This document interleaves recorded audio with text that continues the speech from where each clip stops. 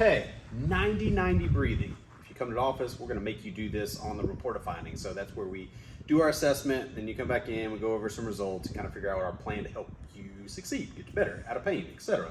Now, this is the first thing we do, 90-90 breathing. Now, why are we doing this?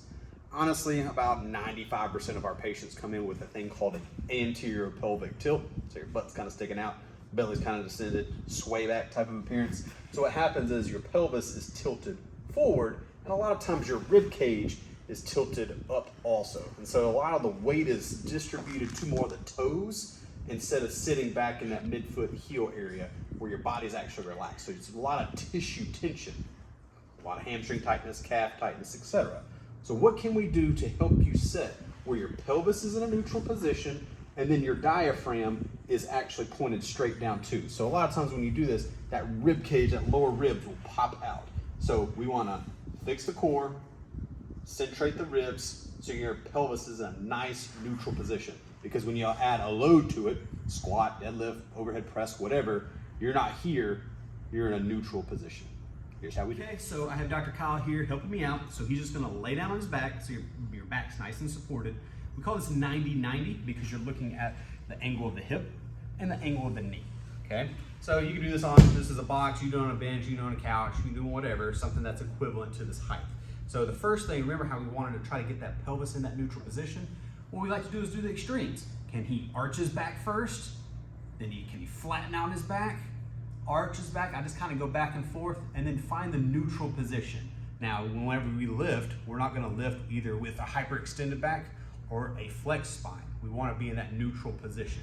Now to help kind of set the pelvis in a good position, Doc's gonna drive his heels into the box. He's gonna raise up about 2 inches. He's using his hamstrings to kind of help pull that pelvis in a good neutral position and where it engages the core.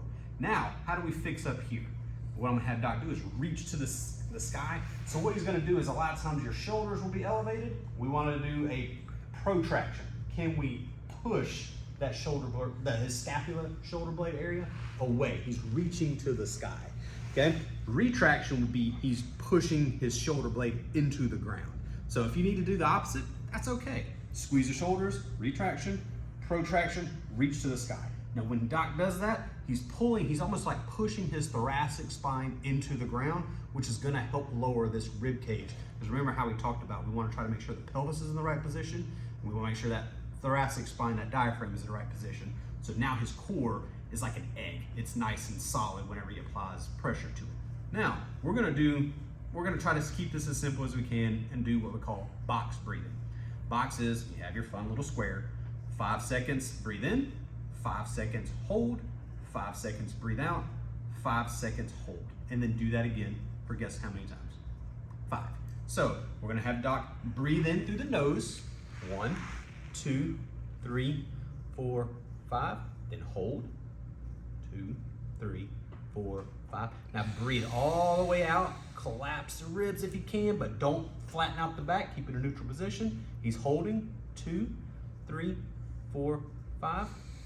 Breathe in through the nose, out through the mouth. Make sure you remember those, okay? So go ahead and relax. It's pretty tough. You'll feel a nice kind of stretch in that pelvis. And sometimes if you're not used to being in that neutral pelvic position with kind of improving that diaphragmatic tension, it's gonna feel weird. So I need you to try this out. Remember, set up position first, then work on the breathing. Remember, 5 cycles of this breath. Enjoy.